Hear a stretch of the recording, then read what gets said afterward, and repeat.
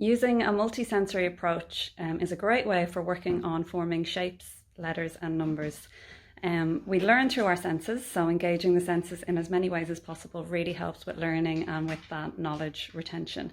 And this is a particularly good way for children who find writing and drawing quite challenging because it takes the pressure off pencil and paper.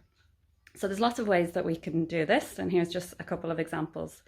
I'm just going to use my little teddy here to show you using movement to practice drawing shapes and letters.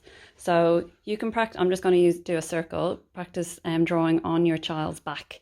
So you draw a shape or letter on your child's back and have them guess what the letter is.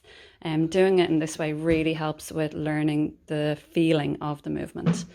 So you can draw on their back and have them practice drawing on your back, and then you've an idea of where they're at in terms of forming those shapes and letters. Practice physically forming the shape or letter. I'm just using these wooden pieces here to make a circle. So putting them together, and then use your finger to just trace the shape or the letter. Play-Doh is a really great one to practice physically making letters and shapes, and it's really good for working on that hand strength as well. You can also just use objects, like I'm just using some blocks here to make my circle. And this might help if your child needs an outline or needs a bit of guidance, and you can use something that really motivates them, like their little cars or whatever toy they really like.